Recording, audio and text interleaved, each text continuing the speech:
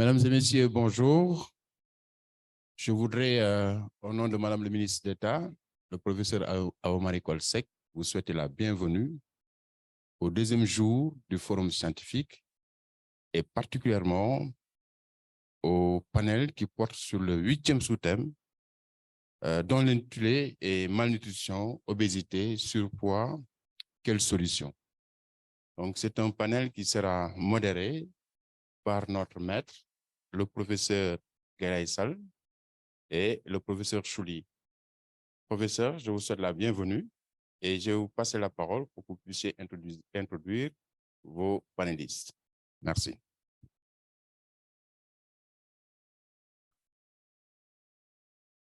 Merci beaucoup, professeur Seck, pour la parole. Bonjour à tous et bienvenue au panel consacré à la nutrition, désormais ouvert. Commençons, comme à l'accoutumée, par rendre grâce à Dieu de nous avoir donné encore une fois la force et la capacité de nous retrouver tous ensemble autour d'une préoccupation commune et partagée, celle de l'amélioration constante et continue de l'état nutritionnel de nos populations, dans une perspective de santé optimale et en vue d'un développement durable. C'est donc pour nous l'occasion d'adresser nos plus chaleureux compliments aux organisateurs pour l'opportunité ainsi offerte d'échanger pendant environ 1h30 sur la problématique de la nutrition, en particulier en Afrique, à travers son ampleur, sa gravité, à travers une meilleure compréhension, une compréhension accrue des déterminants, mais aussi et surtout, et c'est ça l'objet véritablement de ce panel, l'identification des stratégies les plus adéquates pour faire face et s'engager en vue d'une population et d'une planète bien nourrie et prospère. En effet, le droit à une alimentation saine, suffisante et équilibrée est un droit humain fondamental. Cependant, l'exercice plein et entier de ce droit connaît de sérieuses limites, exprimées à travers des maladies nutritionnelles, soit par carence, soit par excès, avec des retentissements sur la mortalité, la morbidité, la productivité, les performances intellectuelles et j'en passe. Afin d'asseoir davantage notre vision la plus objective, nous aurons l'opportunité d'entendre des collègues ayant un remarquable parcours dans le domaine de l'alimentation, de la diététique, de la nutrition, partager avec nous leurs expériences, leur parcours et leur vécu, qui seront naturellement enrichis par vos commentaires et réflexions. Cet exercice sera facilité, comme l'a indiqué tantôt le professeur Seck, par votre serviteur Geraye Sall, mais aussi par notre frère marocain, à qui nous exprimons une nouvelle fois notre gratitude la plus profonde et à qui, naturellement, nous réaffirmons notre amitié profonde et également nos considérations les plus relevées. Soyez encore bienvenus, professeur Chouli, qui se chargera de nous faire la synthèse de l'ensemble de nos échanges, puisque le ministre Paté, qui devait co-animer avec nous ce panel, est indisponible. Donc, je vais me charger et de ma tâche et celle du ministre Paté.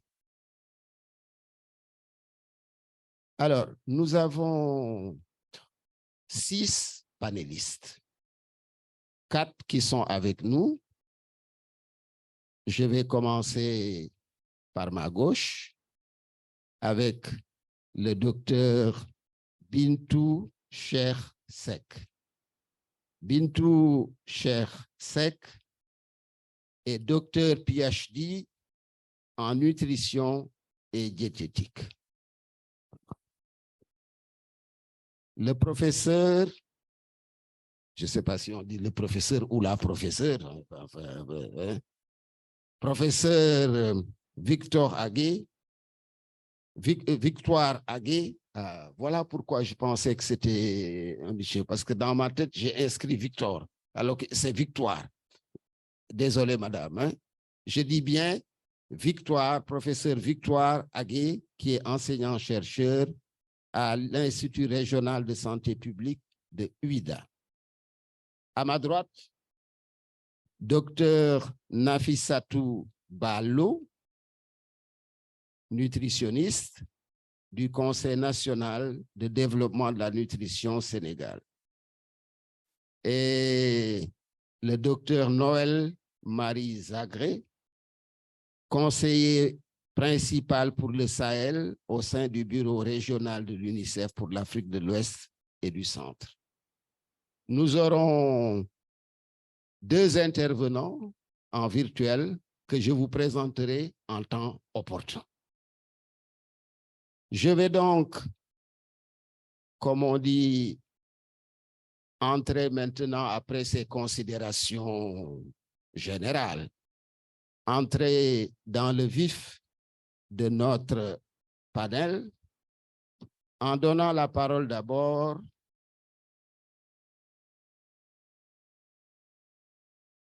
au professeur Victor Agué. Vous savez, quand on a une fixation, c'est difficile de... Au professeur, merci encore. Heureusement que vous êtes vigilants tous. Merci beaucoup, professeur Chouli. Alors, professeur Victoire Agué, nous souhaiterions que vous partagiez avec cette assemblée le point sur la situation épidémiologique des problèmes nutritionnels en Afrique et en préciser les principales causes.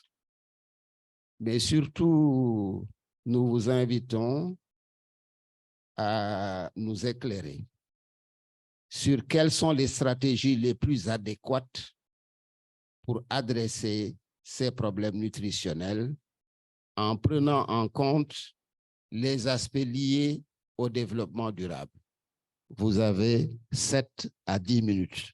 Mais puisque je vous donne 10 minutes pour me rattraper. Merci beaucoup. Je ne saurais commencer mon exposé sans dire bonjour aux mesdames et messieurs les éminents participants de cette 6e édition du Forum Galien.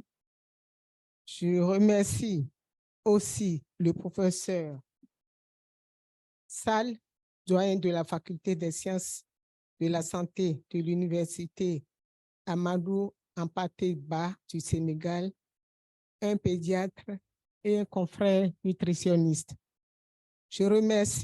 Mes remerciements vont également à tous les panélistes ici présents qui ont accepté de partager leur expérience et leur connaissance de la situation nutritionnelle en Afrique et proposer des solutions pertinentes pour l'améliorer. Mes remerciements vont particulièrement au ministre d'État, le professeur Awa Maricol Seck, pour m'avoir offert l'opportunité de participer à ce forum. Je remercie enfin le professeur colonel Ibrahim Seck, chers compagnons de lutte en santé publique en Afrique, qui a suggéré ma participation à Madame le ministre d'État Awa Maricol Seck.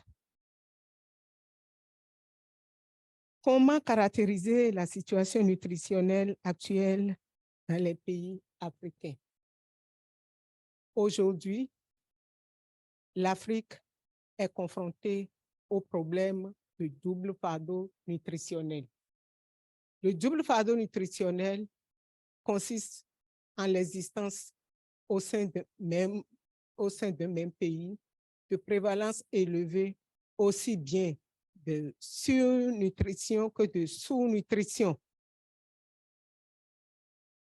Le double fardeau nutritionnel peut aussi se retrouver au sein d'une même famille et au niveau d'un même individu. En ce qui concerne la sous-nutrition, elle revêt deux aspects. La sous-nutrition par carence nutritionnelle globale qui se traduit chez l'enfant par un petit poids de naissance lorsque la malnutrition survient au cours de la période fétale. Et après la naissance, nous pouvons observer l'insuffisance pondérale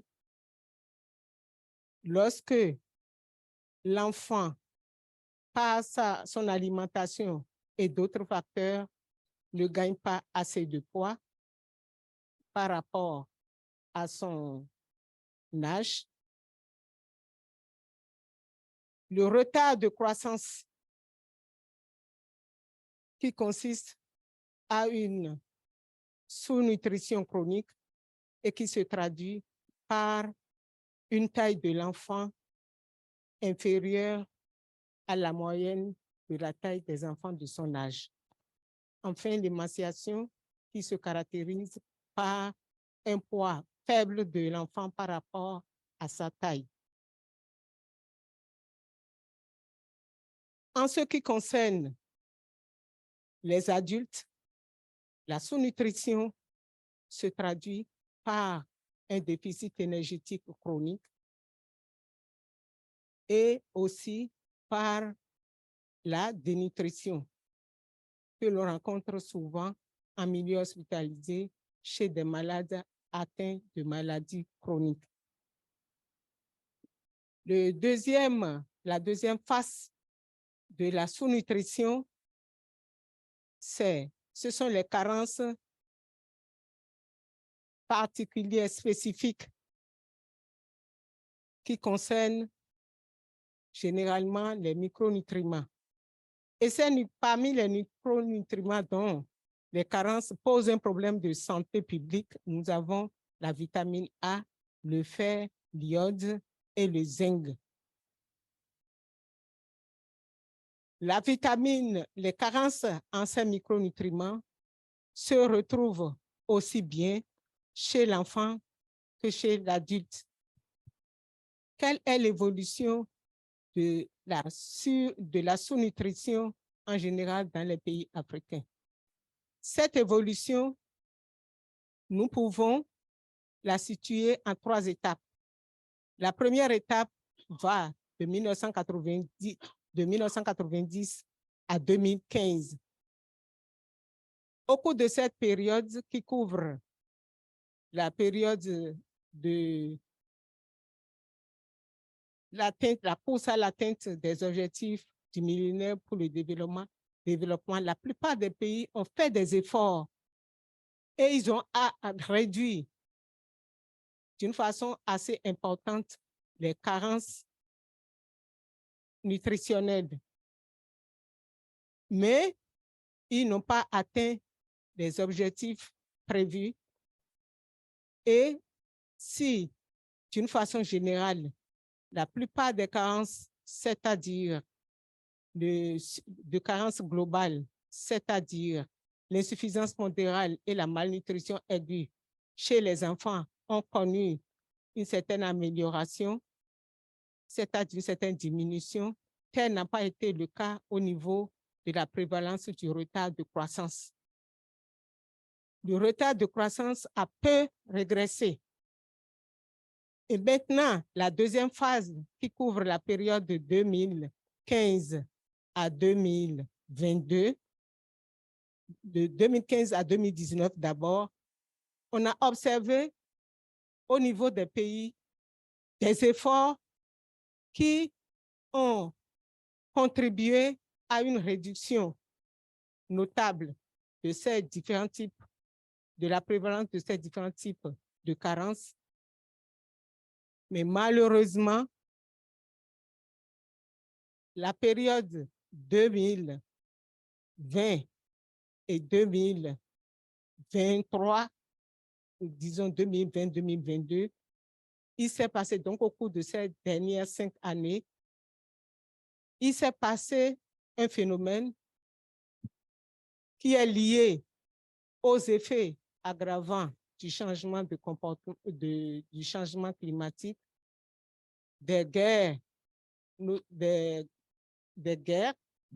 des conflits politiques, notamment la guerre de l'Ukraine, et aussi de l'apparition des pandémies, notamment la pandémie de COVID-19. Tous ces facteurs ont contribué à réduire la disponibilité alimentaire, donc à aggraver la sécurité alimentaire ou à la créer dans les pays où elle n'existait pas. Ce qui a pour conséquence l'augmentation des carences, des maladies, des troubles nutritionnels de carence. Et dans certains pays, actuellement, ces troubles nutritionnels de carence atteignent même des prévalences inquiétantes, des prévalences de crise nutritionnelle, c'est-à-dire des prévalences dépassant 15%. En ce qui concerne la deuxième facette du double fardeau nutritionnel, nous avons les maladies de surnutrition. Les maladies de surnutrition se présentent sous 3 formes: le surpoids, l'obésité et l'obésité. L'obésité, il faut distinguer l'obésité globale et l'obésité abdominale. Quelle est la situation de l'obésité dans nos pays africains? Aujourd'hui, on observe une tendance à l'augmentation galopante de la prévalence de surpoids et aussi, à moindre mesure, de l'obésité réelle. Ce qu'on constate, c'est que 10 pays africains sont actuellement fortement concernés par l'augmentation de la prévalence de l'obésité. Il s'agit entre autres de l'Algérie, de la Libye, des îles Maurice, du Gabon, du Zimbabwe et de l'Afrique du Sud. Quelles sont les causes de cette augmentation galopante de l'obésité? Il s'agit en général de la transition nutritionnelle, c'est-à-dire la transition au niveau de l'alimentation, du régime alimentaire, progressivement le régime alimentaire de la population, surtout urbaine, passe de la consommation d'aliments peu diversifiés, mais pauvres en sucre, en gras et en sel, à une alimentation dite occidentale, riche, plus diversifiée, mais riche en sucre, en gras et en sel. C'est la transition nutritionnelle. La transition nutritionnelle se caractérise aussi par la réduction du niveau d'activité physique. Donc, deux causes fondamentales qui expliquent l'augmentation de la prévalence de l'obésité dans les pays africains, c'est d'abord le régime alimentaire et ensuite la réduction du niveau d'activité physique.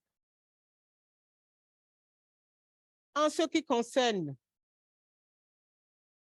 les 10 pays les plus exposés à l'augmentation de l'obésité, qu'est-ce qu'on constate? Au niveau de ces pays, un enfant ou un adolescent sur 10 souffre de l'obésité et un adulte sur 5 présente également cette pathologie. Dans les autres pays, l'augmentation de prévalence survient surtout au niveau du surpoids. La prévalence de l'obésité est relativement faible, mais l'obésité, le surpoids galope. Si je prends l'exemple du Bénin, par exemple, la prévalence de l'obésité chez les adultes est de 9,2%, alors que la prévalence du surpoids est de 30%. Cela veut dire qu'en réalité, tous les pays africains sont concernés par le problème du surpoids et de l'obésité. Aujourd'hui, l'OMS reconnaît le surpoids et l'obésité non seulement comme des facteurs de risque des maladies non transmissibles, mais également au niveau de l'obésité comme une maladie. L'obésité aujourd'hui est considérée comme une maladie. Maintenant, quelles sont les causes du double fardeau nutritionnel en Afrique? Selon l'OMS, il y a 3 causes principales directes du double fardeau nutritionnel. Il y a l'inadéquation de l'alimentation fœtale suivie d'une consommation d'aliments de forte densité énergétique, mais faible en nutriments. Et enfin, il y a le manque d'activité ou le faible niveau d'activité physique. Les causes, ce sont les causes directes. Il y a les causes favorisantes.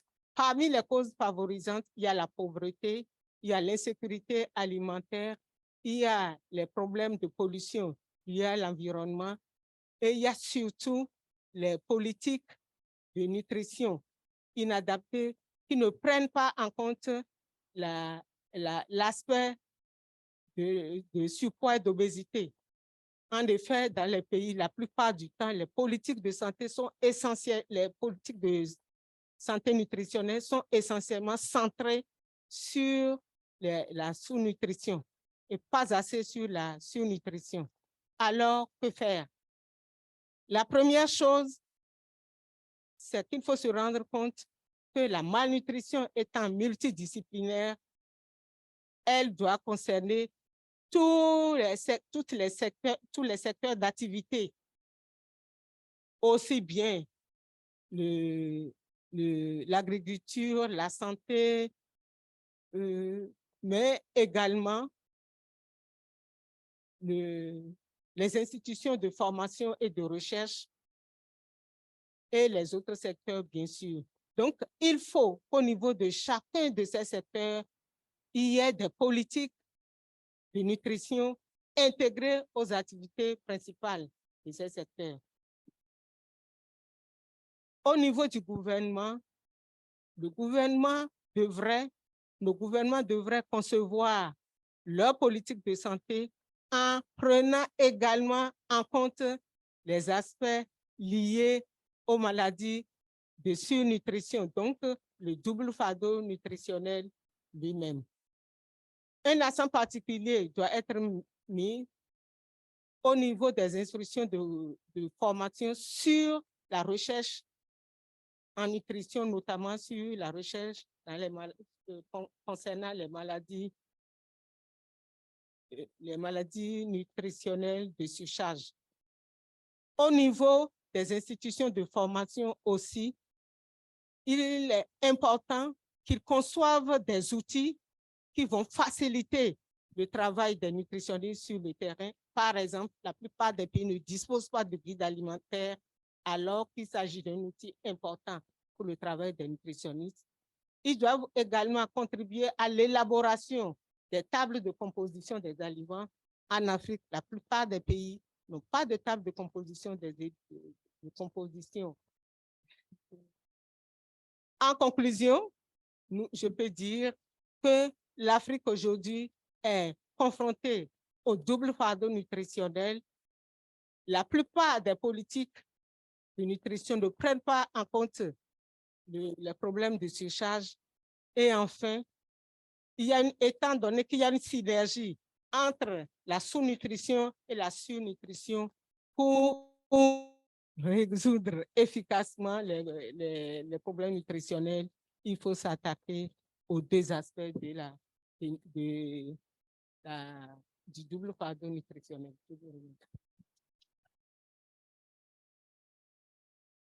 C'est nous qui vous remercions, professeur, pour toutes les informations partagées qui seront prises en compte dans la note de synthèse du professeur. Summary, no.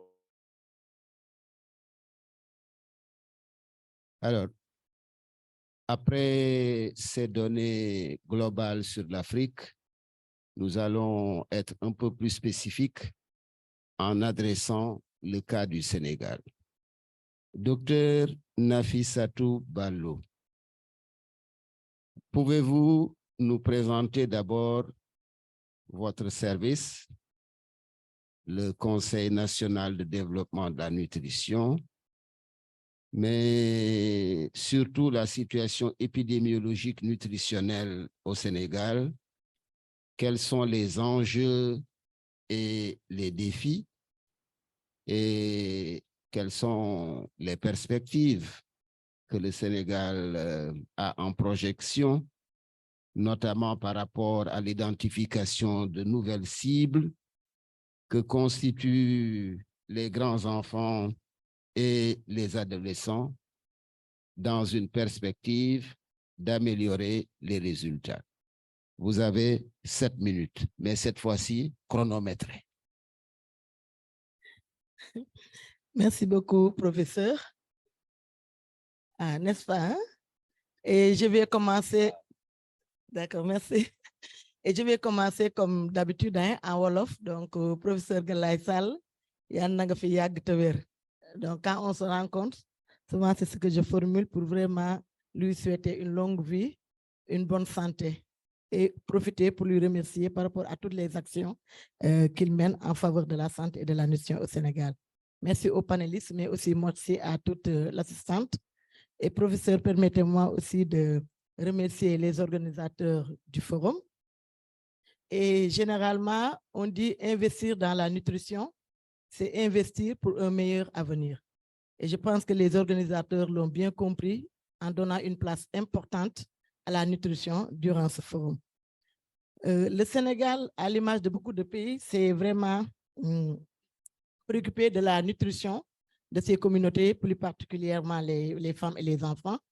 Et ça, depuis les années 1970, avec la mise en place de plusieurs projets et programmes avec des approches bien entendu différentes, allant de l'approche technique par rapport à des recherches, à aujourd'hui à une approche proactive et multisectorielle. Et en 2001, le Sénégal s'est doté de sa première lettre de politique de nutrition. Et ça a correspondu avec la mise en place de la cellule de lutte contre la malnutrition, qui a été remplacée en 2020 par le Conseil national de développement de la nutrition. Et la mission principale du CNDN, le Conseil national de développement de la nutrition, c'est vraiment d'assurer, de mettre en place un mécanisme de coordination, mais aussi d'élargir le cercle des parties prenantes et consacrer à la territorialisation de la nutrition. Parce que nous avons vu récemment avec toutes les évidences que pour régler les problèmes de la nutrition, ce n'est plus la nutrition spécifique, mais il faut des interventions pro-sensibles, donc des interventions sensibles nutrition, avec la mise en place au niveau des secteurs, des ministères techniques concernés, de plans d'action nutritionnels. Et pour ça, en 2015, le Sénégal s'est doté de la politique, d'un document de politique nationale de nutrition, qui va de la période de 2015 à 2025. Et par rapport à cette politique, c'est l'approche multisectorielle donc, qui est le principe directeur. Et cette politique est en phase avec les objectifs qui ont été définis dans le plan Sénégal émergent et qui consiste à améliorer la nutrition des femmes, des enfants à travers tout ce qui est diversification alimentaire, tout ce qui est couverture donc, de services essentiels de nutrition et de santé. Et en 2018, le Sénégal a élaboré son premier plan stratégique multisecteur de la nutrition qui opérationnalise la PNDN, donc la politique. Et dans ce plan, nous avons 12 plans d'action sectoriels des ministères tels que le ministère de l'Agriculture. Mais tous ces plans, c'est des interventions intégrées au niveau de ces différents secteurs et qui permettent le développement de la nutrition. Ce qui fait qu'aujourd'hui, le CNDN est une coalition de plusieurs acteurs. Et parmi ces acteurs, on peut citer les ministères techniques que je viens de dire. On a les collectivités territoriales, la société civile, les différents partenaires et techniques financiers du Sénégal. Nous avons l'Assemblée nationale, le Haut Conseil des collectivités territoriales, le Conseil économique et social. Et les ministères, comme je l'ai dit, c'est 12 ministères allant du ministère de la Santé, Agriculture, Élevage, Protection sociale, ainsi de suite. En termes maintenant de situation nutritionnelle, le Sénégal, à l'image des autres pays, est confronté au triple fardeau de la malnutrition. Nous avons la sous-nutrition maternelle et infantile. Nous avons les carences en micronutriments, dont la carence qui nous pose, entre guillemets, plus de problèmes, c'est la carence en fer. Et on vient juste de sortir d'un atelier national avec l'équipe exemplaire Global Health pour parler de toute la problématique de la carence de l'anémie globalement. Nous avons aussi les maladies non transmissibles liées à l'alimentation, telles que le diabète, l'hypertension et certains cancers. Et pour la sous-nutrition, surtout infantile, nous avons le retard de croissance. Madame Aguela, professeur Aguela a bien dit, le Sénégal, vers les années 2010, était à 26,5% du taux de retard de croissance. Et en 2017, c'est les EDS, on était à 17,9%. Bon, on vient juste de finaliser les EDS 2023, mais les résultats ne sont pas encore sortis. Mais ce qu'il faut noter, on a une diminution importante. Et le Sénégal fait partie des pays, des 5 pays de l'Afrique de l'Ouest qui présentent les taux de retard de croissance les plus faibles. Mais néanmoins, on continue les actions parce que ce qu'on a, c'est beaucoup plus élevé par rapport à l'objectif de moins de 5% qui est fixé par l'OMS. L'anémie aussi, en 2017, on était à 71% chez les femmes enceintes, 54% chez les adolescentes, non, autant pour moi, 71% chez les enfants de moins de 5 ans, 54% chez les femmes en âge de femmes enceintes et 57% chez les adolescentes. Ce qui veut dire qu'aujourd'hui, les 3 types de malnutrition que nous avons touchent globalement toutes les entités du cycle de la vie. Et par rapport aux efforts, comme je l'ai dit, nous avons notre plan sectoriel, multisectoriel, avec les interventions de tous les secteurs. Mais nous avons aussi la mise en place de programmes nationaux tels que le programme de renforcement de la nutrition qui couvre toute l'étendue du Sénégal avec plus de 500 communes enrôlées.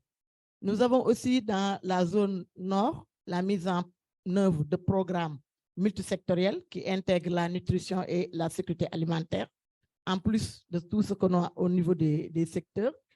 Et pour les adolescentes, nous avons aussi des actions d'amélioration de l'alimentation.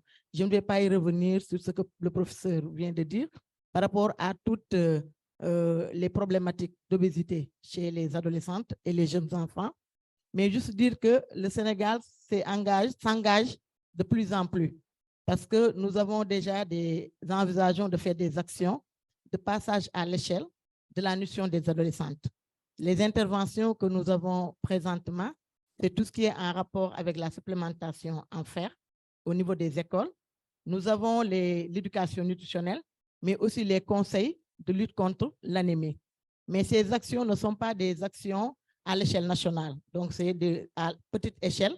Et nous comptons vraiment passer à l'échelle toutes ces interventions pour améliorer la nutrition des grands enfants et de ces adolescents. En termes de défis, c'est d'abord la poursuite de l'institutionnalisation de la nutrition dans les différents secteurs. Parce qu'on sait qu'il y a une contribution forte des secteurs pour améliorer le développement de la nutrition.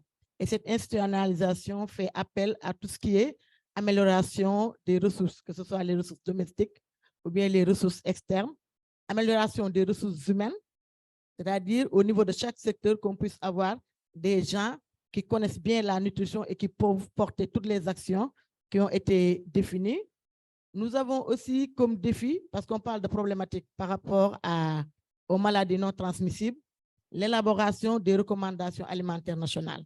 Tout à l'heure, on a parlé de l'insuffisance des tables de composition alimentaire, mais la bonne nouvelle, c'est que le Sénégal a élaboré une table de composition alimentaire spécifique suite à ces enquêtes sur les recommandations alimentaires.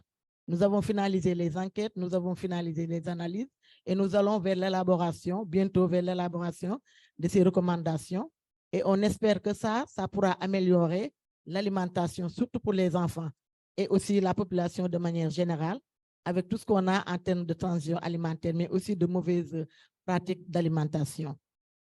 Donc, globalement, professeur, je ne sais pas si je suis dans le temps ou pas, mais c'est ce qu'on a et j'attends les autres questions pour apporter beaucoup plus d'éléments. Merci beaucoup à vous. Merci beaucoup, Dr Nafissatou, pour la situation spécifique du Sénégal. Alors, le panéliste numéro 3, c'est en ligne. Dr Isabelle Mazzorera, are you online? Do you hear me? Hein? On passe à Hiro. Alors, puisqu'on est dans le online, on va aller directement au Japon, parce que là aussi, on va apprendre. Dr. Izu, is Dr. Izu online? Okay, yes. My name is Hiroyasu Iso, coming up. Welcome. Can you hear me? Yes, Dr. Izo, you are the director of Institute for Global Health Policy Research in Tokyo, Japan. Yes, please. Yes. Now we have 2 questions for you. The first question, Dr. Izo. Japanese life expectancy is significantly higher than the world average. How do Japanese dietary habits play a role in explaining this situation? Okay, thank you. First question, 3 minutes. Question. 3 minutes for the first question. Okay. Okay, so as you know, in Japan in the 1960s, that there is the highest stroke mortality rate in the world and the lowest mortality rate for ischemic heart disease. So stroke is a pandemic we have in 1960s. The reason for diet, but now is still going down dramatically, and we enjoy the high longevity interval. So such a background is very great improvement of diet. In 1960s, we had high salt intake. For example, salty fish, salty vegetables, using soy sauce and miso. Soy sauce and miso is a popular ingredient in the world. It's a very excessive amount. And also high intake carbohydrate, white rice. And on the contrary, is we had low intake of fresh vegetable, fresh fish, almost no meat, almost no milk and dairy foods, and fewer sugar. So such a, in other words, we had overnutrition of salt and carbohydrate, undernutrition for protein, fat, calcium, and iron. So in the iron is, in terms of iron issue is in 1960s, women, Japanese women had suffer from anemia very often. However, such a profile, such a diet is improved during a half century. We had gone, salt index going down, and carbohydrate is going down, and fresh vegetables increase, fresh fish is increased, some amount of meat, increase of milk and dairy food, and sugar is not so a problem. We don't have a large increase of sugar intake. So it's in dessert, we had blood pressures going down, and still has moderate cholesterol level. In 1960, very low cholesterol, but in a moderate increase of cholesterol, not increase as much as other Western countries. And in result, stroke rates going down, and we keep a low incidence of ischemic heart disease, which leading a high longevity in Japanese population. So this is the first question. Is this detail is documented in the Health in Japan, Oxford University Press 2 years ago. Please take a look at it. So one thing is important is that Japanese still had a low rate of obesity in the world. So why Japanese people not obese? Although some we have some increase of fresh vegetable fish and some meat, milk and dairy food. But one of the major important characteristic of Japanese diet is we have a small portion size compared to Western countries, probably in Senegal or other African countries. So for example, Coke or something, a sugar, beverage is a small portion, and also meat a small portion, and other thing. So and also we have a moderate physical activity. So obviously not so increased right now. Okay, that's it. That's his answer. What recommendation could you make to improve our health in the fight against non-communicable disease? Okay, I heard is prior speaker said is in Senegal they did doing research for nutrition status in Senegal population, and they are now developing some dietary recommendation. I think it's very important to look into the situation, dietary situation, their own countries, own populations, and how to actually do like exact recommendation for population as well as individuals.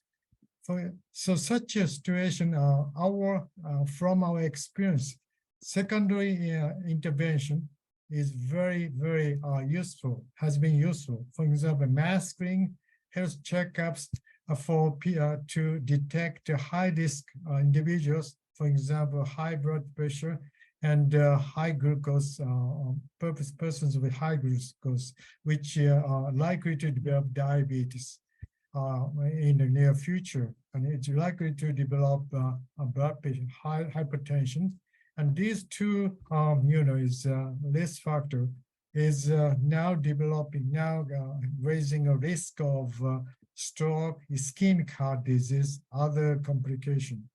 So I heard in Senegal, you do have medical checkups for hypertension, diabetes. However, it's after the medical check, it's also important after detecting high risk individuals. It's also important to healthcare, for example, public health nurses, nutritionists, or healthcare professional recommend exact recommendation for each individual how to modify their diet. And if for example, blood pressure is so high, glucose is so high, they need to recommend them to going to a physician, local physician, for seeking treatment, medical treatment. So I think this is a very important. So I think as maybe in Senegal, you were developing capacity building for some personnel, health professionals for recommendation, dietary modification. I think is very important. For example, some of the countries in the ASEAN countries, they don't have any nutritionist, certified nutrition. Now, some of the countries now is developing some number of certified nutrition in hospital, but in the population-based healthcare center, we need, in Japan, we have a health center, we have a nutritionist, public nurses, and to do a recommendation, diet recommendation for high-risk individuals. Thank you. And also is a JICA, I'm talking about a JICA project 2023-2025. JICA in Japan is, I think, it's very important to doing screening for diabetes, hypertension. So JICA discussed with the Ministry of Health in Senegal and apply for Japanese government for some specific project.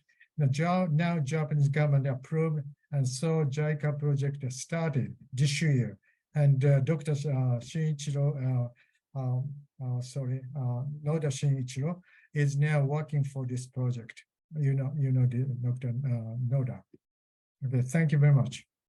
Thank you very much, Dr. Izo, for sharing Japanese experience, and hope to see you next time face to face here in Senegal. Yes, please. Sorry about this. Is I have another commitment. Bye-bye. Bye. Thank you. Bien, on va évoluer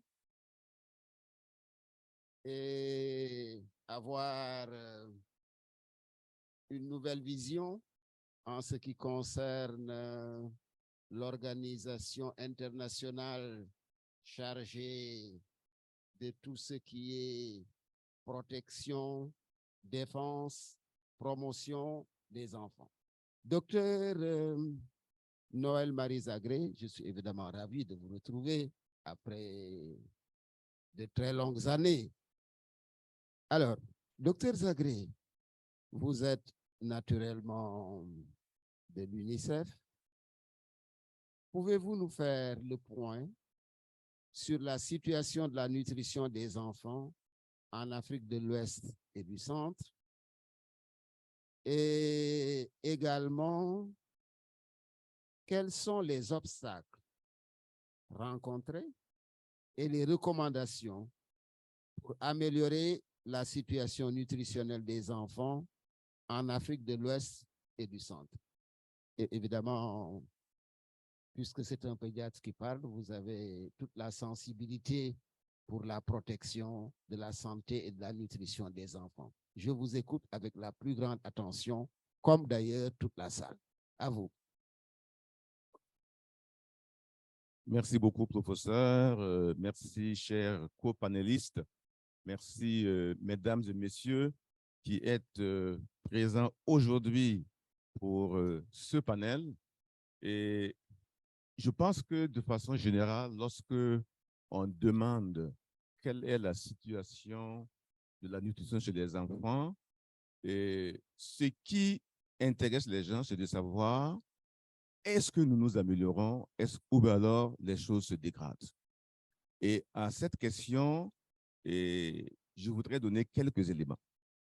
Dans notre région, entre 2012 et 2022, nous avons réussi à faire baisser la prévalence de la malnutrition chronique. Je pense que le professeur Victoire l'a dit très clairement. Okay? On est passé de 34,4% à 30%. Mais en même temps, nous devons regarder le nombre d'enfants et non pas uniquement la prévalence. Malheureusement, quand on regarde le nombre d'enfants, nous sommes passés de 23 millions à 29 millions. Alors, avons-nous progressé ou régressé? Pour nous, UNICEF, nous avons régressé parce que le nombre d'enfants en retard de croissance a augmenté de 6 millions pendant cette période-là. Et lorsqu'on sait que ce retard de croissance est associé également à un retard du développement mental,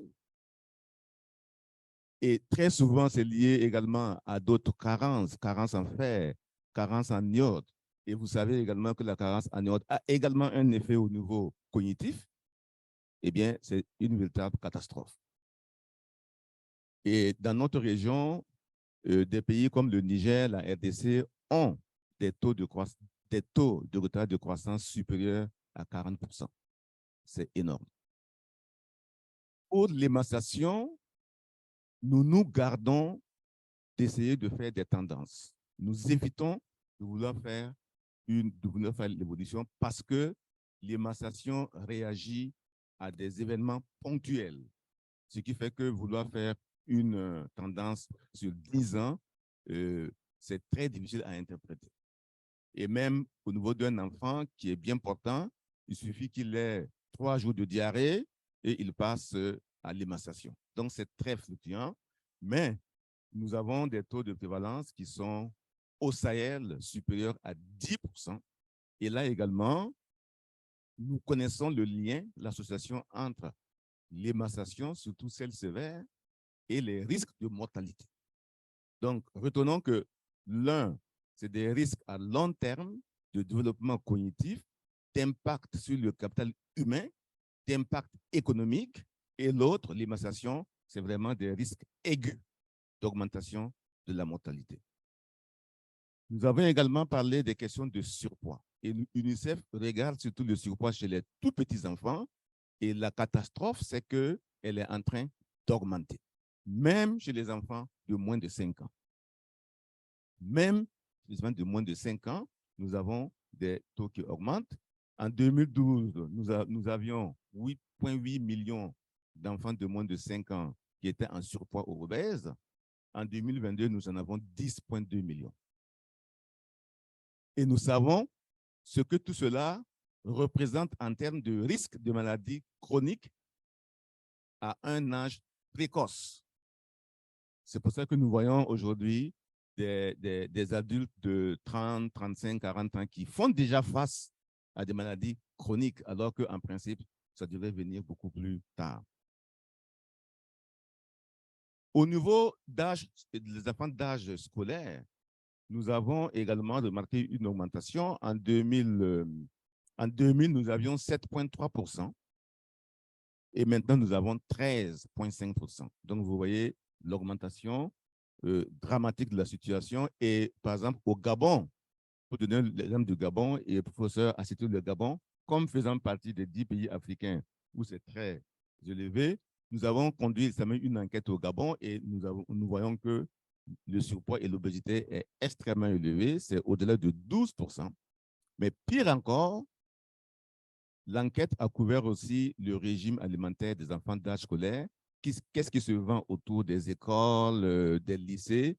Et c'est des aliments trop sucrés, trop salés, trop gras, mais qui goûtent bien, et c'est peu cher, c'est pas cher. Donc, nous avons là tout un mélange explosif de conditions pour que les enfants, nos enfants à l'école, s'adonnent à ces aliments. C'est extrêmement grave. Okay? Et malheureusement, à côté de ces aliments, il y a aussi d'autres choses, des substances interdites. Même la drogue est vendue, l'alcool est vendu. Et associé à tout cela, ces enfants font peu d'activité physique, ils passent trop longtemps de temps devant la télé, sur leur tablette, et ils ne bougent pas. Et tout cela contribue à aggraver la situation. Je passerai rapidement sur les carences en micronutriments, anémie périphérique, carence en iode, de vitamine A, zinc. Tout le monde sait que un enfant qui a la rougeole, s'il n'est pas carencé en vitamine A, il va mieux résister, il va survivre. S'il est carencé en vitamine A, toutes ses chances de décéder sont élevées. Donc, la vitamine A, ce n'est pas uniquement l'effet sur la vision, c'est également un effet sur tous les épithéliums, et en particulier l'épithélium pulmonaire. Les obstacles.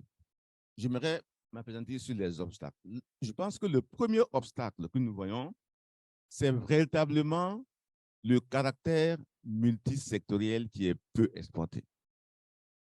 Nous avons besoin de la santé, de l'agriculture, de la nutrition, de l'éducation, des finances, de l'action sociale. En général, on compare la nutrition à la salade de fruits, qui se compose de différents fruits. Et il faut tous ces fruits pour faire la salade de fruits. Et là, les différents fruits, ce sont les secteurs que j'ai cités. Et ça, nous ne l'avons pas en raison de la structure historiquement verticale de nos ministères, okay, qui rend difficile cette cohésion et cette approche multisectorielle. Cela nous conduit à un deuxième obstacle, c'est la gouvernance de la nutrition. Qui planifie, qui coordonne, qui négocie avec les bailleurs de fonds? Je vous avoue que dans plusieurs pays, c'est une véritable bataille rangée. Chaque secteur prétend être le dépositaire. La santé veut prendre, l'agriculture veut prendre, l'éducation veut prendre, et en fin de compte, personne ne prend. Le cas du Sénégal, je pense, est un bon exemple qui nous montre comment, au sein d'un conseil, les différentes structures sont représentées de façon à ce que, de façon collégiale, ils coordonnent ces questions. Nous en avons parlé depuis déjà plus de 5 ans. Je suis heureux de voir que le Sénégal a réussi, en tout cas, à mettre en place cette structure qui permet de résoudre le problème de la gouvernance de la nutrition. Et c'est malheureusement fréquent dans beaucoup de pays. On ne peut pas espérer que ça marche si la nutrition a sa gouvernance dans un ministère sectoriel. Troisième élément, c'est la dimension politique. Nous pensons que les questions techniques sont relativement bien connues de nos jours. Il y a encore des choses à faire, mais sur le plan technique, c'est relativement bien connu. Le problème auquel nous nous posons, c'est vraiment la mise en œuvre des choses concrètes sur le terrain, et c'est pour ça que les questions d'intégration sont un problème, les questions de la gouvernance est un problème, la question de l'intérêt politique est également un problème important. Au plan politique, nous devons voir cela comme un investissement et non pas une dépense sociale. Je pense que c'est important. Okay? C'est un investissement. Nous disons souvent qu'il faut investir dès les premiers moments.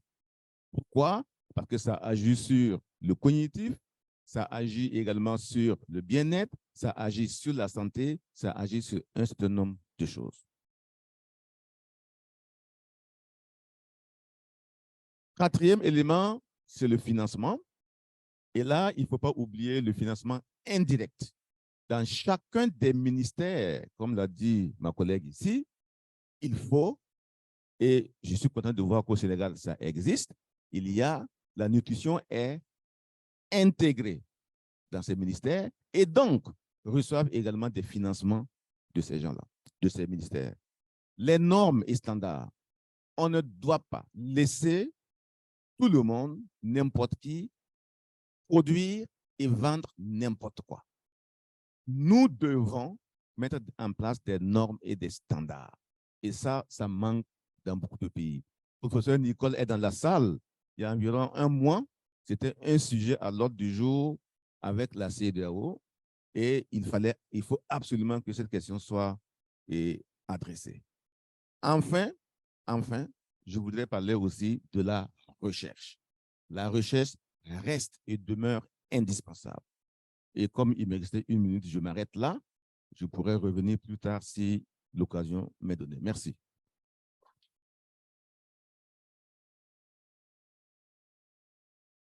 Merci beaucoup, Dr Zagré, pour toutes les informations partagées.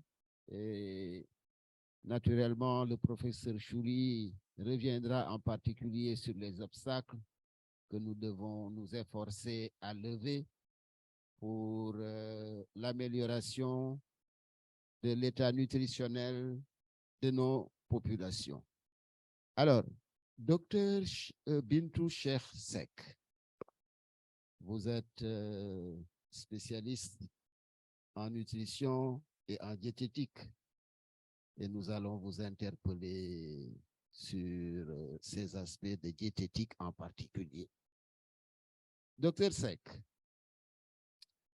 les modes de préparation des aliments influent sur la composition en nutriments et quel impact cela a sur la situation nutritionnelle.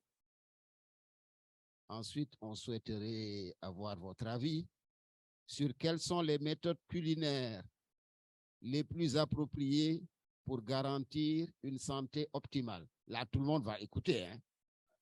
Tout le monde va écouter. Alors, on va d'abord commencer par cela pour 3 minutes à 4 minutes et ensuite vous aurez 2 minutes pour la question suivante. Bonjour à tous et je vous salue. Je salue respectueusement mes co-panélistes. Donc, je suis très heureuse toujours de parler de diététique et à chaque fois que j'en parle de prescription alimentaire, je voudrais que ce soit très pratique pour que tous ceux qui sont là soient des relais en fait. Et on a parlé du fait qu'on n'a pas assez d'informations, il n'y a pas assez de sensibilisation sur les questions de diététique. Et on peut faire toutes les recherches qu'on veut, mais toute l'année, pendant des années, si ces recherches-là ne se traduisent pas en prescriptions applicables par les populations et de toutes les couches de la société, eh bien, ça ne sert à rien. Nos recherches ne servent à rien. Alors, la question, oui, les modes de cuisson, bien évidemment, ont un impact sur la qualité de ce qu'on mange. Et il y a 2 points. Premièrement, il y a la question de l'ajout de matière grasse quand on prépare nos mets, nos fameuses sauces, etc. Et c'est pas, il y a non seulement la quantité de matière grasse qu'on ajoute qui va impacter ou qui va avoir un impact sur la qualité de ce qu'on mange, mais aussi le type de matière grasse qu'on ajoute. Quand on parle de type de matière grasse, ce que la science nous indique, c'est qu'on doit privilégier l'huile. Et à chaque fois qu'on me dit l'huile végétale, je souris un peu parce que l'huile est forcément végétale. Et il n'y a pas de cholestérol dans l'huile non plus. Et ça, on voit ça, c'est des arguments de vente, vous savez, sur les bouteilles, 0 cholestérol. La plante ne peut pas sécréter du cholestérol, donc une huile est forcément végétale. Et ensuite, il n'y a pas de cholestérol. Donc, ce n'est pas un critère de choix d'huile. Mais on nous dit il vaut mieux privilégier l'huile comme matière grasse ajoutée au lieu d'utiliser ou d'ajouter des matières grasses d'origine animale comme le beurre, la crème, la mayonnaise, le beurre de ghee, etc. C'est mieux pour notre santé cardiovasculaire, pour éloigner le risque cardiovasculaire. Et ensuite, il y a la quantité de matière grasse. Donc, si on prend l'huile, puisqu'on doit la privilégier, quelle quantité d'huile ajouter dans nos plats? Alors, la science nous dit, quand on fait la cuisine, on doit prévoir 1 cuillère à soupe d'huile par personne, par portion. Donc, on a 1 cuillère à soupe d'huile, c'est 10 à 15 millilitres d'huile. Pour concrétiser cette information, supposons que je préparais une sauce yassa pour une vingtaine de personnes ou une douzaine de personnes, on va dire. Dans ma sauce yassa, je devrais ajouter donc à peu près 120 millilitres d'huile, et ce qui est moins de la moitié du quart de litre. Et le quart de litre, le wallat, qu'on utilise tous à la maison, ça doit être moins de la moitié. Et comment ça se traduit, ça? Ça veut dire que dans la cuisine, on devrait privilégier, on devrait limiter grandement tout ce qui est friture. La cuisson dans l'huile, dans un bouillon d'huile. Tout ce qui est cuit dans l'huile, dans un bouillon d'huile, comme notre poisson frit, nos pommes de terre frites, etc., évidemment, sont imbibés d'huile, sont très rares. Mais il se trouve que ce sont nos aides ménagères, et même nous-mêmes, quand on fait la cuisine traditionnellement, on ne dose rien. On ajoute au pif, n'est-ce pas? Et donc, comment expliquer ça? Comment traduire ça à la maison? Oui, il faudrait mettre 125 millilitres d'huile dans la sauce aujourd'hui. C'est un peu compliqué. Donc, qu'est-ce que je dis à mes patients? Et ça fonctionne assez bien pour réduire les quantités d'huile ajoutées de matière grasse. C'est de dire, d'abord, évitez la friture. Ça doit être occasionnel, la friture. Et ensuite, débrouillez-vous pour que l'huile ne soit pas visible dans ce que vous avez préparé. Donc, l'huile ne doit pas surnager. Parce que si elle surnage, et quelle que soit l'épaisseur de cette huile qui surnage, eh bien, ce que vous allez manger là n'est pas gras, c'est extrêmement gras. Et donc, quand j'allie ces deux conseils-là, en général, ça donne quand même, on a une réduction sensible de la matière grasse ajoutée dans les mets, dans les foyers. Et évidemment, on parle de la famille, c'est là qu'il faut intervenir. Donc ça, c'est pour la matière grasse ajoutée. Le deuxième additif qui va avoir un gros impact dans la qualité de ce qu'on mange, c'est bien sûr le sel. Et l'OMS nous dit, l'Organisation mondiale de la santé, consommer 5 grammes de sel par jour, maximum. En sachant que 5 grammes de sel, c'est une cuillère à café de sel par jour. C'est très peu par rapport à ce qu'on consomme. Au Sénégal, on estime qu'on est à 25, voire 30 grammes de sel ajoutés par jour de consommation, 6 fois plus que la recommandation. Et pourquoi on doit se soucier du sel ajouté? C'est parce que, eh bien, c'est un risque, l'excès de sel ajouté est un risque d'hypertension artérielle. Et on a la prévalence, l'incidence de l'hypertension artérielle au Sénégal, en Afrique, est extrêmement élevée. Et en plus, il y a maintenant des études qui suggèrent que l'excès de sel dans l'alimentation est un facteur de risque de cancer de l'estomac aussi, parce qu'il y a une modification des muqueuses. Donc, le sel, comment concrètement on doit, et toutes les politiques doivent être orientées vers ça. D'abord, un problème de santé publique chez nous, c'est l'utilisation évidemment des bouillons cubes. Et si on compare la recommandation 5 grammes de sel ajouté, dans un seul bouillon cube, il y a 5 à 7 grammes de sel déjà. Donc, on voit tout de suite combien ça ajoute de sel à nos mets. Et en plus des bouillons cubes, nous ajoutons des ingrédients salés. On ajoute du poisson séché dans nos mets, on ajoute des tas d'autres ingrédients salés, on ne se rend pas compte qu'on est en train de rajouter du sel. D'où cette teneur en sel qui est très forte dans nos mets. Donc, on élimine les bouillons cubes. Aussi, normalement, la dose de sel, comme la dose d'huile, c'est 1 gramme par personne, par portion, quand on prépare à manger. Mais personne ne dose. Mais il y a des indications, encore une fois, pratiques qui peuvent aider. C'est d'abord, donc, on élimine les bouillons cubes, on remplace bien évidemment par toutes sortes d'herbes, de condiments, notamment nos condiments traditionnels comme le sumbala, le netetu, qui est très goûteux et qui n'est pas salé. Mais en plus, au moment où on ajoute du sel, on ne devrait pas goûter le goût du sel. Ça, je sais que ça paraît très bizarre à tout le monde, mais le sel, c'est un exhausteur de goût. Le sel est censé relever le goût naturel des aliments.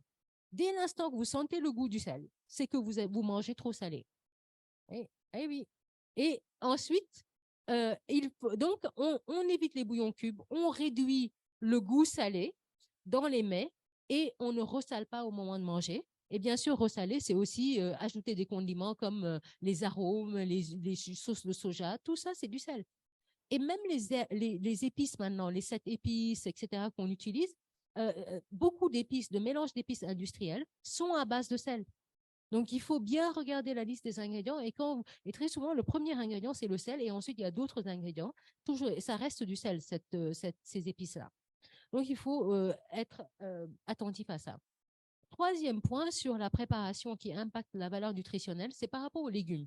Alors, il y a des gens qui portent ce discours un peu trop loin, donc qui me disent, mais vous savez, on prépare dans notre tchéboudjen, là, on prépare des légumes pendant des heures, on les fait bouillir pendant des heures, et ils perdent toute leur valeur nutritionnelle, et ça ne sert même plus à rien de manger des légumes, absolument pas, c'est faux. Franchement, il y a à peu près 3 vitamines qui sont sensibles à la chaleur, c'est la vitamine C, la vitamine B1 et la B9, Et encore, ça dépend de la température de cuisson et ça dépend aussi du temps de cuisson. Et en plus, ce sont des vitamines qu'on peut obtenir ailleurs que dans les légumes. Donc, manger des légumes, quelle que soit leur forme de cuisson, c'est absolument fondamental. Maintenant, le mieux, c'est de cuire les légumes à la vapeur, ce serait mieux. Ou même s'ils sont plongés dans la sauce, ce serait de les retirer de la sauce après une quinzaine de minutes de cuisson. Après, il y a la vapeur, il y a l'étuvée, etc. Ça, ce sont les meilleures formes de cuisson pour tout conserver. Mais la cuisson des légumes a une fonction, même deux fonctions. D'abord, on se débarrasse des micro-organismes et ensuite, ça ramollit les fibres des légumes de sorte à ne pas provoquer des problèmes digestifs dans le côlon, enfin des problèmes de gaz, de ballonnement, de fermentation. Donc, il faut cuire les légumes et on ne peut pas manger des crudités tout le temps, c'est une fois par jour maximum. Et d'ailleurs, du coup, j'avais oublié, pour les formes de cuisson moins grasses, on a dit qu'on évite la friture, donc on privilégie les formes de cuisson en sauce, de sauce pas grasse, au four, à la braise, ou à la vapeur, à l'étuvée, etc., qui sont des formes de cuisson qui permettent de ne pas ajouter trop de matière grasse. Voilà, donc j'ai résumé.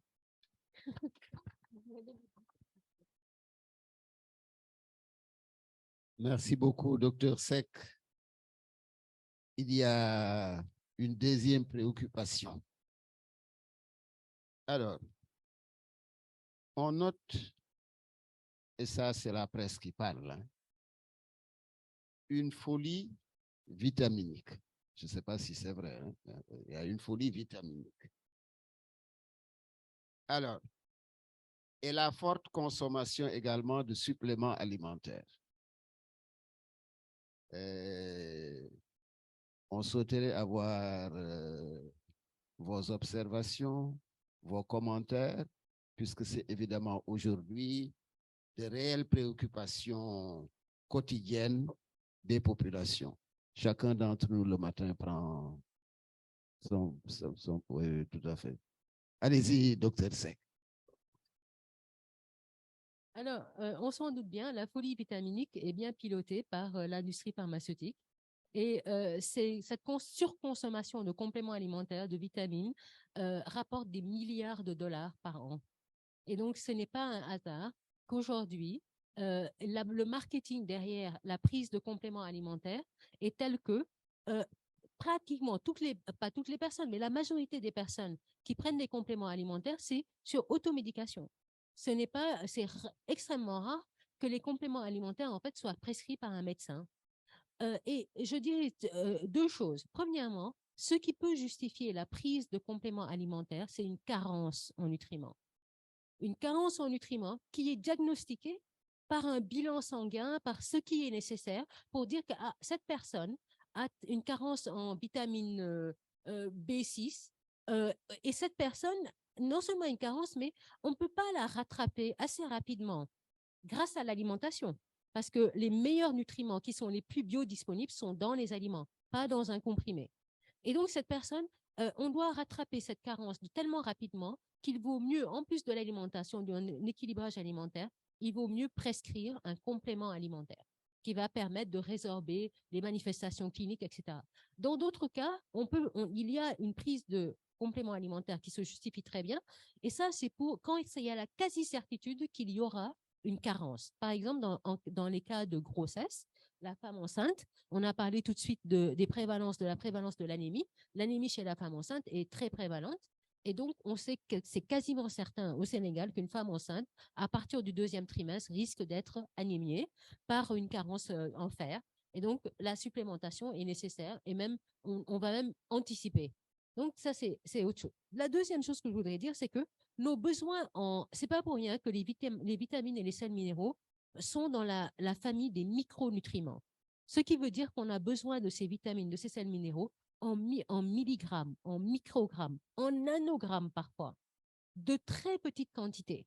Alors, quel est le sens je vous donne un exemple, d'aller prendre là où l'adulte moyen a besoin de 110 mg de vitamine C par jour. La vitamine C, qui est une vitamine hydrosoluble, ça veut dire qu'il n'y a pas de réserve dans le corps. Vous prenez de l'excès de vitamine C, vous rejetez ça dans les urines. J'avais un professeur à l'université de nutrition qui disait, bah, toutes ces personnes-là qui prennent des compléments alimentaires de manière anarchique ne font que fabriquer de l'urine chère, parce que c'est cher ces compléments alimentaires. Et la plupart se retrouvent dans les urines. Donc, la vitamine C, 110 mg par jour, et vous voyez des gens qui prennent des comprimés de 1000 mg, plus de 10 fois plus, ou près de 10 fois plus que les besoins du corps. En se disant, ça va me donner de l'énergie, je suis fatigué. Quand vous êtes fatigué, on va se reposer. C'est probablement la meilleure façon de récupérer. Donc, on a besoin de très petites quantités et pourtant, on prend de grandes quantités par ces comprimés-là et qui ne sont pas prescrits. Alors, il y a des dangers, en fait, à prendre des compléments alimentaires de façon anarchique. Ah, sans compter, pardon, les hommes qui prennent des compléments alimentaires qui ne savent même pas ce qu'il y a dedans, parce que ce sont leurs épouses qui leur remettent des compléments alimentaires tous les matins. Il y a une étude qui montrait que 80% des hommes qui prenaient des compléments alimentaires n'avaient aucune idée de ce qu'ils prenaient. Ça pourrait être un poison. Et donc, vous voyez. Alors, il y a ce problème en plus dans cette prise anarchique, il y a un nouveau phénomène. Vous savez, il y a énormément d'expatriés, nous voyageons beaucoup. Vous avez tous ces expatriés-là qui envoient maintenant toutes sortes de compléments alimentaires à leurs parents, aux enfants, à tous les membres de la famille en disant, alors voilà, ça c'est pour une personne âgée de telle ou telle. Ils n'ont aucune idée de ce que c'est. Et il y a des dangers parce qu'il y a quand même le danger d'hypervitaminose. Et il y a eu des cas qui ont été documentés. Il y a 2 ans, j'ai un collègue qui est en Guinée qui avait un cas d'hypervitaminose en vitamine B6. Parce que c'était un patient, une personne, un homme, qui prenait plusieurs multivitaminés en même temps. En se disant, bon, là, c'est riche en vitamine D, là, c'est riche en vitamine A, là, c'est riche en... Et il ne se rendait pas compte qu'il prenait en fait des doses énormes de la même molécule. Il y a eu des cas d'hypervitaminose en vitamine D, avec vraiment des symptômes assez importants. Il y a aussi le risque que la prise d'une quantité importante de certains nutriments interfère avec l'absorption d'autres nutriments. Donc, du coup, on a des risques quand même de carence parce que justement, on prend des multivitaminés de manière anarchique. Et dans le traitement de maladies chroniques, puisqu'on parle d'MTL, dans certaines maladies certaines maladies où on prend un traitement à long terme, la prise de ce mélange de compléments alimentaires peut aussi être interférée avec les traitements pour ces maladies-là. Donc, ce n'est absolument pas une minute, ce n'est absolument pas anodin de prendre ces compléments alimentaires. Et ce que je recommande à tout le monde, c'est à répercuter aussi aux patients, etc., c'est vraiment de consulter et de ces sur-recommandations du médecin qu'on prend un complément alimentaire, on n'en prend pas n'importe comment. Juste une dernière chose, on voit un exemple de prise anarchique de compléments alimentaires, c'est ces femmes qui prennent des compléments de fer après les règles. Donc, systématiquement ou au moment des règles, qui prennent des compléments de fer en disant « je suis en train de perdre du fer, donc je prends du fer », alors que le fer est un pro-oxydant. On ne prend pas du fer comme ça, sans prescription et de manière continue. Voilà, donc folie vitaminique, c'est une folie qui est pilotée par l'industrie parce que ça rapporte beaucoup d'argent. Ne soyez pas victime.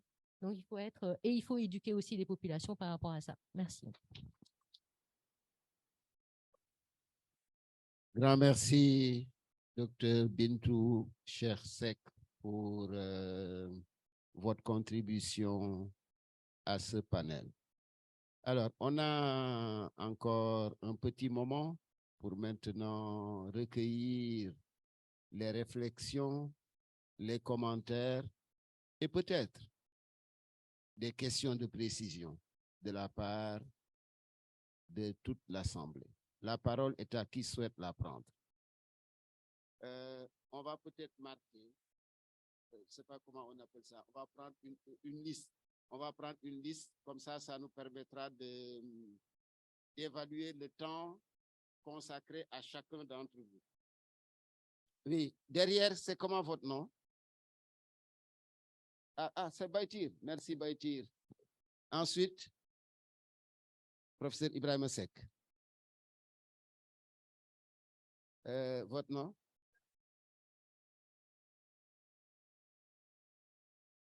Et vous? Wandou. Ici? Oui, c'est Nicole. Hein? Ah, professeur Sarr.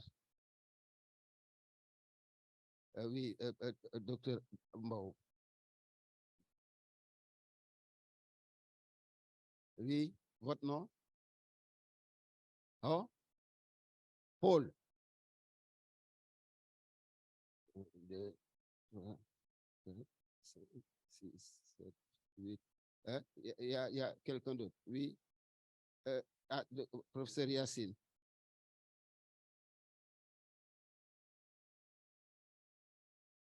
Ouais.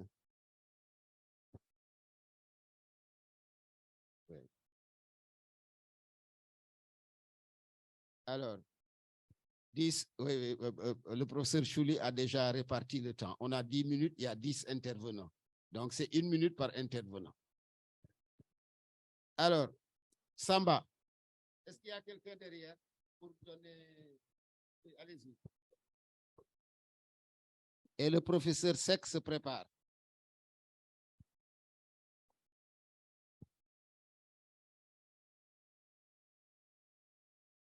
Merci. Comme c'est 1 minute, je vais parler en Wolof, peut-être après le professeur va traduire. Première question, Bima, en situation d'urgence, la nutrition, quelle stratégie par rapport à en situation d'urgence?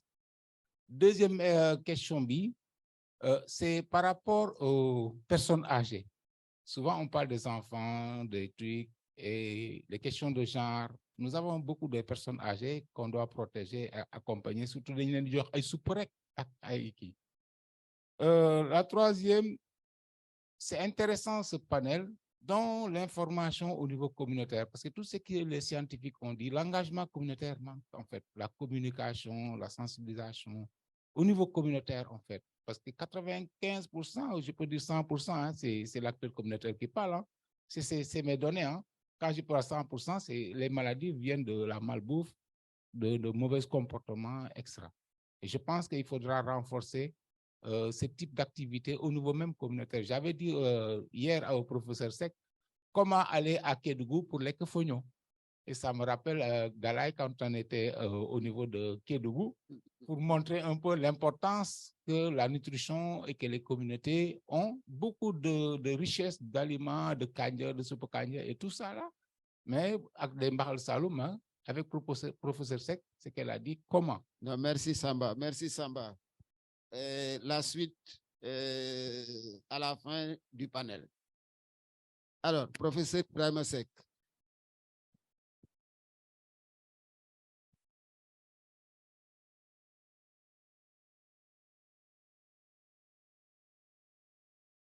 Voilà, donc comme je n'ai qu'1 minute, je vais aller directement. Non, en tant qu'organisateur, 1 minute et demie. Ah, très bien, merci beaucoup.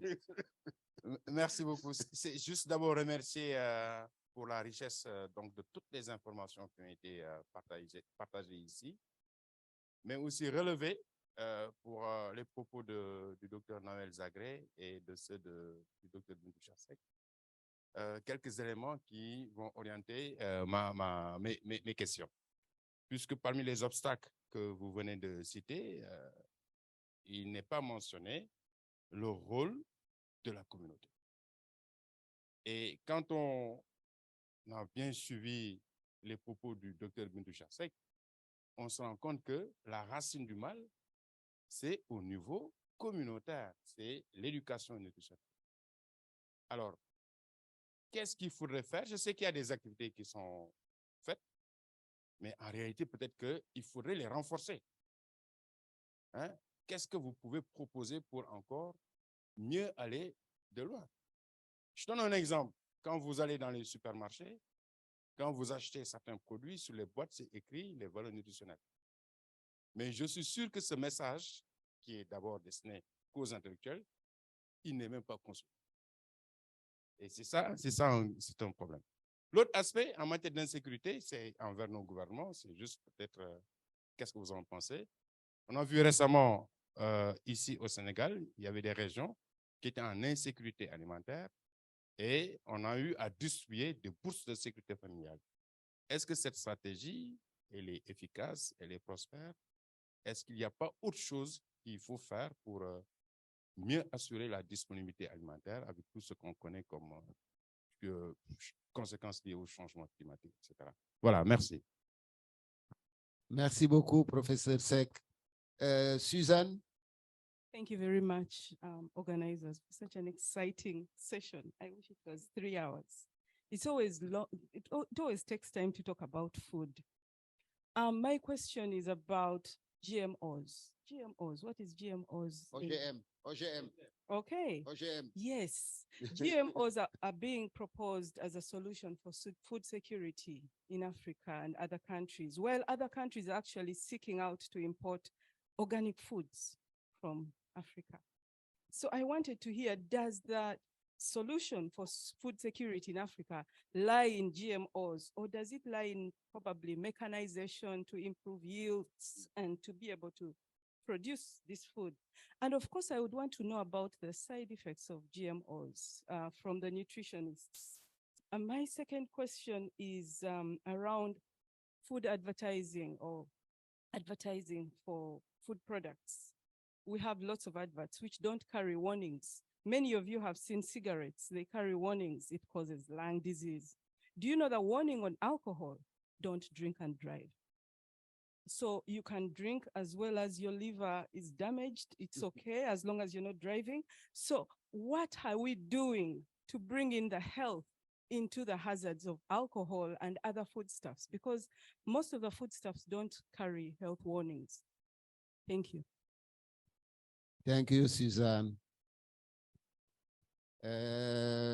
Wandu, you have the floor. Yeah, Wendo from Ethiopia.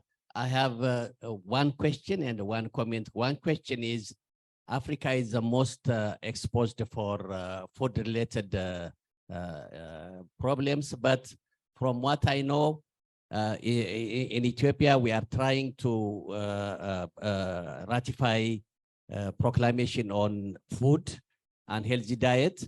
But from what I know, no country in Africa is doing enough because how poor we are in Africa, our population, they have the right to know what they are drinking and eating. Like in Argentina, they have a very good proclamation, a comprehensive one, like my sister said earlier. When is the time for Africa to have such kind of proclamation they have in Argentina? My second experience is, as you can see, I'm a little bit fatty, an ECD person. So I'm decreasing my weight. Like Bintu said, with my wife, we consulted dietitian and decreased our cooking oil consumption from 10 liters per month to 5 liters. But be aware, the food is not tasty, but still healthy. So we are decreasing about 60 liters per year. It is a whole lot of decreasing. So this is the experience I am sharing. Thank you. Thank you so much, Wandu. Professeur Nicole et Professeur Sarr se prépare. Oui, merci. Je voudrais remercier tous les panélistes pour toutes les informations utiles qui ont été dites ici. Et je mettrai l'accent encore plus parce que je pense que ça ne se fait pas assez sur la prévention. Vraiment. Parce que mieux vaut prévenir que guérir. Nos hôpitaux sont pleins de diabétiques, d'hypertendus, comme on le voit actuellement, et pas mal d'autres maladies. Mais la prévention n'est pas le premier acte auquel on pense. Et vraiment, notre environnement, comme on le voit, ça a été dit, répété plusieurs fois, est de plus en plus obésogène.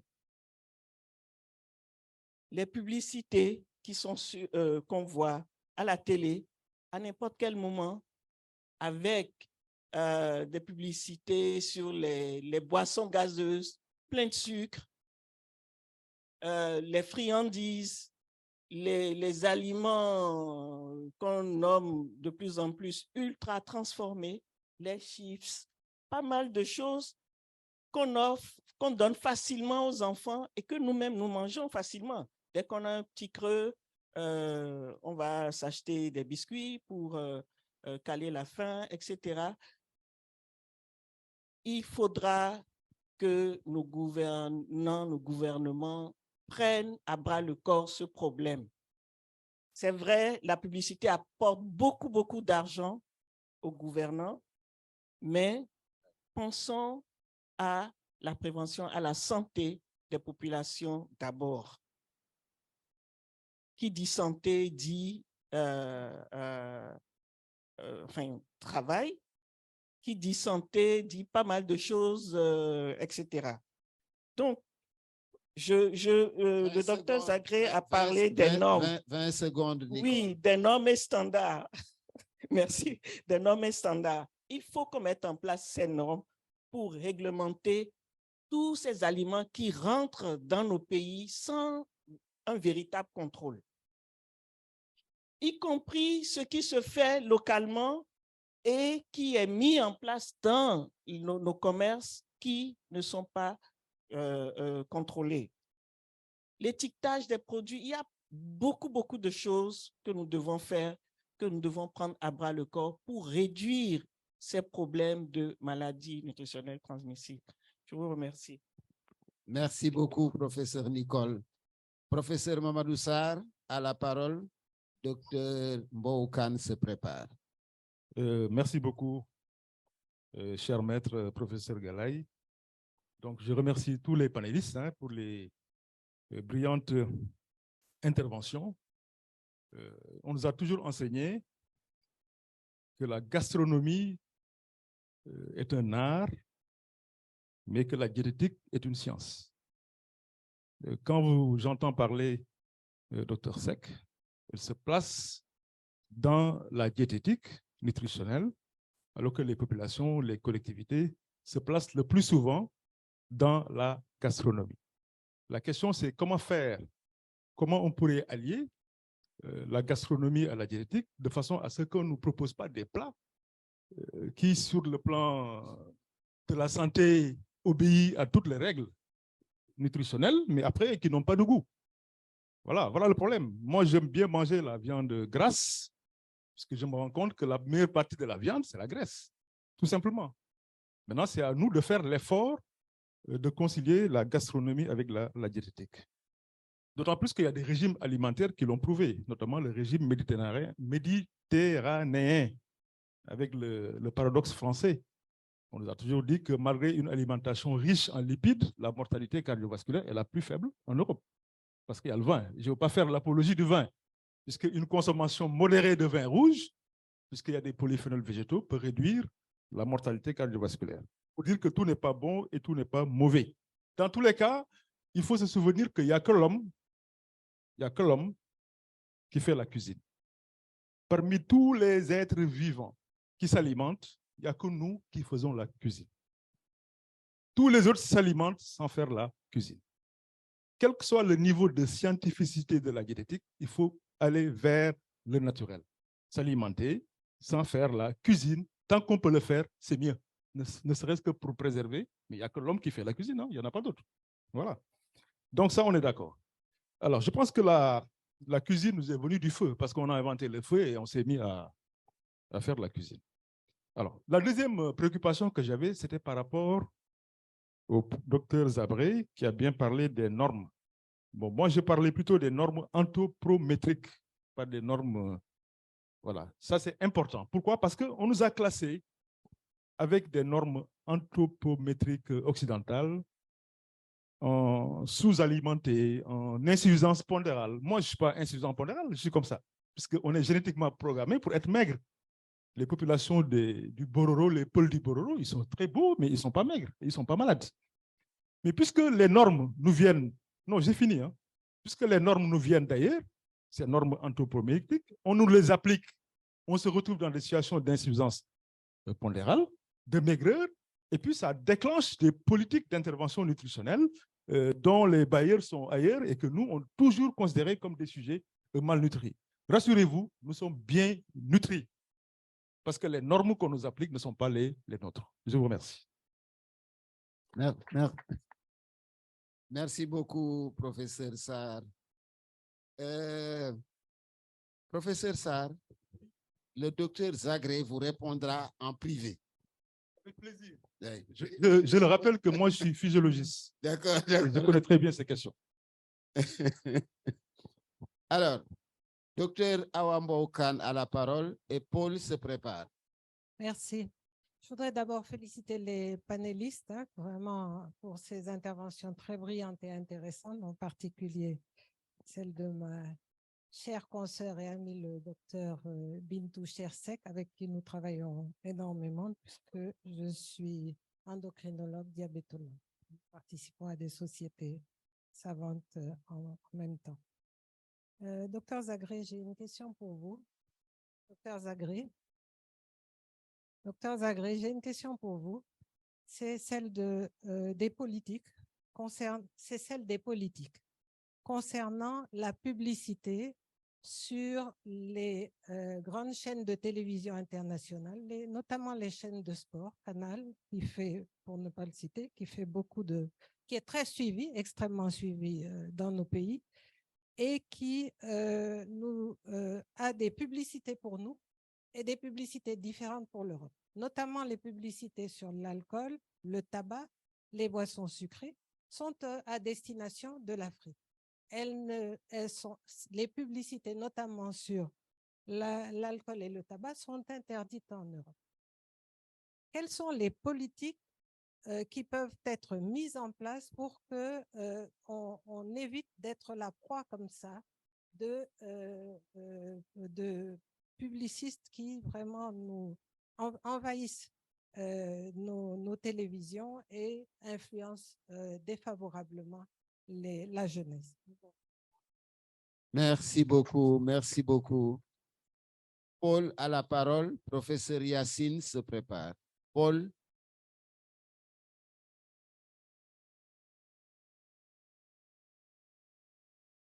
Merci aux panélistes. Je m'appelle Paul Murphy, je suis un chercheur en numérique et développement régional. Et je voulais parler d'un sujet que Dr. Ballot avait souligné, la territorialisation de nutrition. La Chine a fait en 2021 une loi pour créer une civilisation écologique. C'était une loi sur la promotion de développement rural qui met vraiment toutes les énergies dans le développement d'infrastructures pour le milieu rural. Donc, et juste pour revenir à un projet, un intervenant ce matin dans le panel de diabète, je ne savais pas, 75% des cas de diabète sont en milieu pas rural, mais dans la ville. Donc, je vous pose des questions. Qu'est-ce que vos politiques en promotion de développement vraiment multisectoral, c'est la meilleure approche fait dans vos exemples? Est-ce que vous pouvez donner quelques exemples? Merci. Bien, merci beaucoup, Paul. Professeur Yacine a la parole. Merci. Et dernier intervenant, Ndeye Fatou Ba. Merci, professeur. J'avais deux questions. La première a déjà été posée, c'est celle concernant la nutrition des personnes âgées dans la communauté et en milieu hospitalier. La deuxième s'adresse à l'approche genre spécifiquement destinée aux femmes. Y a-t-il une approche genre particulière? Donc, quand on prend juste le phénomène obésité, l'obésité qui devient galopante et qui est un critère de beauté dans nos régions africaines, y a-t-il une approche spécifiquement destinée aux femmes pour que l'on puisse lutter contre ce phénomène qui finalement constitue un facteur de risque pour beaucoup de maladies non transmissibles? Merci. Merci beaucoup, professeur Yacine. Docteur Ndeye Fatou Ba. Bonjour tout le monde. Merci pour vos belles interventions. Ma question porte sur la salubrité des aliments, la sécurité sanitaire des aliments. bon, ça a été légèrement abordé. J'aimerais savoir, selon vos disciplines respectives, quel est, selon vous, l'impact par rapport à la nutrition? On sait que malnutrition, salubrité des aliments sont inextricables, en tout cas, sont fortement liés. Donc, j'aurais aimé vous entendre là-dessus. Merci. Oui, non, j'arrive. On remercie vraiment les différents intervenants pour leur contribution, pour leurs réflexions, pour leurs questions. Alors, toutes les questions seront adressées à l'heure du repas. Donc, vous voyez, vous reconnaissez les panélistes et vous prendrez soin de vous rapprocher des panélistes pour vos questions spécifiques. Maintenant, le professeur Ibrahima Seck a bien noté que c'est une grosse préoccupation et il ne manquera pas à l'avenir de donner un peu plus de temps au volet de nutrition. Le professeur Chouli se charge des notes conclusives de notre panel. Professeur Chouli, à vous. J'aime beaucoup professeur Galaï, mais en fait, il m'a donné la tâche la plus délicate à la fin. Et vous imaginez bien, donc sans préparation.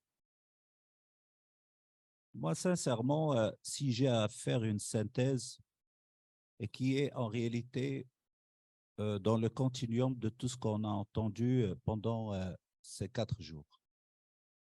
Et en fait, et permettez-moi de saisir cette occasion pour véritablement remercier le professeur Ibrahima Seck. Et je vais dire pourquoi.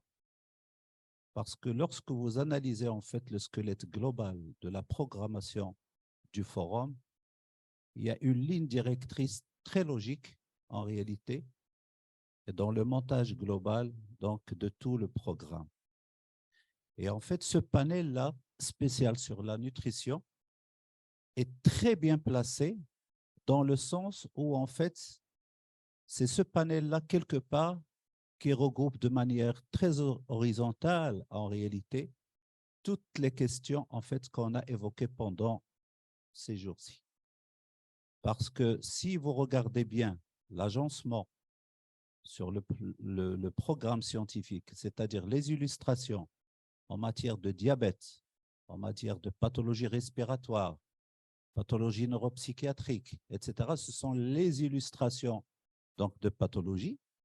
Mais en réalité, on vient aujourd'hui, ce matin, pour réaliser bien qu'en fait, la base, finalement, de tout ça, c'est notre cervelle nutritionnelle principale qui, en fait, donne en réalité toutes ces conséquences donc, pathologiques.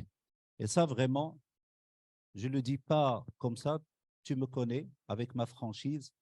Vraiment, professeur Ibrahima Seck, avec ce montage extraordinaire, toutes mes félicitations et toutes les félicitations de l'ensemble des participants. Et bien sûr, derrière vous, donc, tout le comité scientifique, et occasion pour moi personnellement de remercier Madame la ministre, professeur Awa-Marie Kolsek, pour vraiment tout ce qu'il a fait. Pour revenir donc à cette synthèse, je crois que je note une chose importante. Et mon ami Gallo Diop n'a cessé de rappeler ça. Je crois que ce qui est important lors de ce forum, c'est qu'on a pris conscience, à mon avis, de notre transition épidémiologique. C'est pour la première fois, à mon sens, dans nos congrès et dans nos réunions, qu'on est en train, en fait, c'est une sorte de souveraineté, je dirais, intellectuelle pour nous Africains, de dire, attention, nous sommes dans une transition épidémiologique très sensible, avec, comme a dit Madame professeure, le double fardeau sur tous les points, maladies transmissibles et non transmissibles. Donc, le double fardeau aujourd'hui, qui a été très bien illustré sur le plan nutritionnel, malnutrition et surnutrition, etc. Donc, vous voyez ce qu'on est en train de gérer. On ne gère qu'on va gérer que les doubles fardeaux. Et ça, à mon sens, c'est une conscience intellectuelle, scientifique très importante qui doit, à mon avis, déterminer nos stratégies stratégiques. D'accord? Pour quand même voir comment opérationnaliser nos politiques. Et ça, encore une fois, je reviens au programme, le rôle de la jeunesse, le rôle des femmes, etc., dans cette sensibilisation sur cette conception du double fardeau à tous les niveaux, à mon avis, est très importante parce que c'est la jeunesse et la femme, entre autres, qui vont porter quelque part, en réalité, ce double fardeau qu'on est en train de mener. Vous avez vu, en réalité, pour illustrer davantage ce que je suis en train de dire, qu'on a vu donc deux illustrations, donc le profil africain global, avec cette image du double fardeau, mais en contraste total avec ce qui se passe en Asie et en Japon. Voilà des modèles, justement, où la bonne nutrition, quelque part, en termes de prévention au préalable, doit quand même nous donner des leçons. Et donc, c'était très important, en fait, de faire ce contraste entre ce qui se passe dans notre continent africain et éventuellement des solutions qui sont devant nous dans le monde en termes de bonne nutrition, etc., qui vont nous éviter, à mon sens, beaucoup de choses, car on a bien vu au Japon, il n'y a pas d'hypertension, il n'y a pas de diabète, il n'y a pas d'obésité, etc.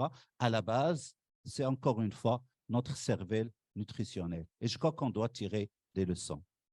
Deuxième chose, le profil qu'on a vu donc avec l'intervention de l'UNICEF et principalement qui évoque, car comme ils sont sur le terrain, etc., les obstacles, tous les problèmes, donc la gouvernance, et ça, c'est notre réalité africaine.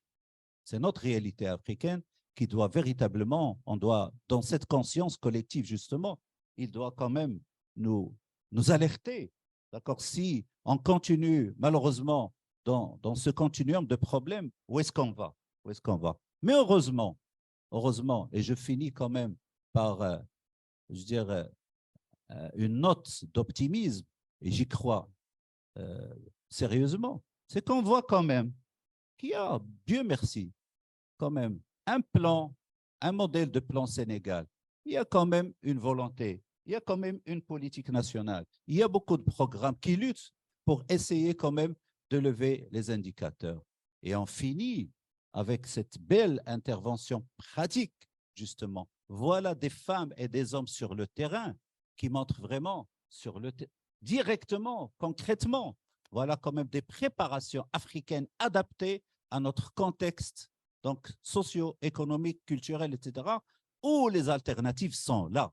Et à mon avis, c'est ça en fait les meilleures solutions qu'on doit adopter. Je vous remercie beaucoup. Merci beaucoup, professeur Chouli. Le panel est clos, mais les réflexions et les actions en ce qui concerne l'amélioration de l'état nutritionnel des populations, tout cela se poursuit et la séance est levée. Merci.